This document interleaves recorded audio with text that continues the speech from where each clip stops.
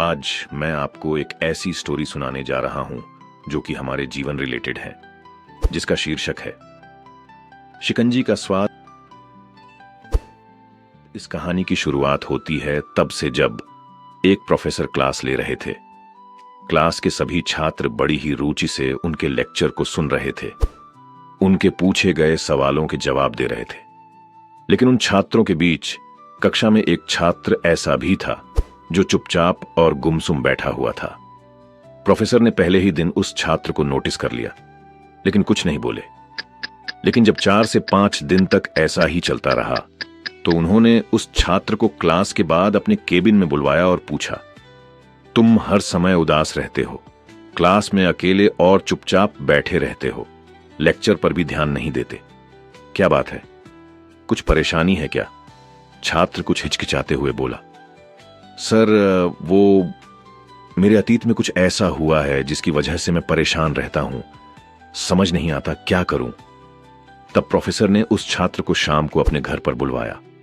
शाम को जब छात्र प्रोफेसर के घर पहुंचा तो प्रोफेसर ने उसे घर के अंदर बैठाया, फिर स्वयं किचन में चले गए और शिकंजी बनाने लगे।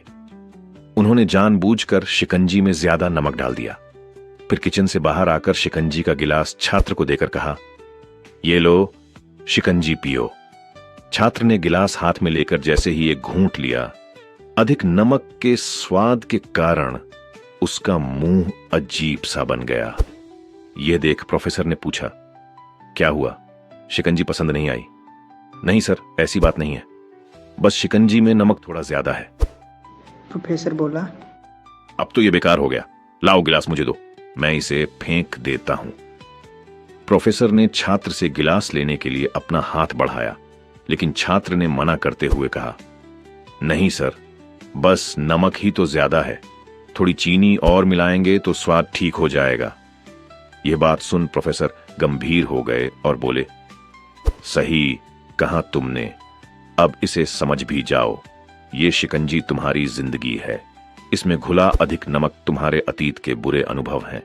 जैसे नमक को शिकंजी से बाहर नहीं निकाल सकते, वैसे ही उन बुरे अनुभवों को भी जीवन से अलग नहीं कर सकते।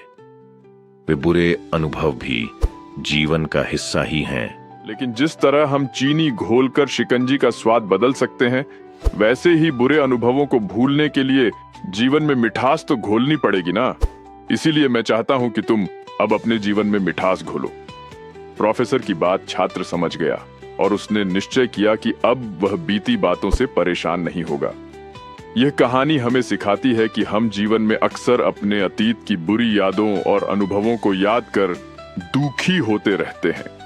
इस तरह हम अपने वर्तमान पर ध्यान नहीं दे पाते और कहीं ना कहीं अपना भविष्य बिगाड़ लेते हैं।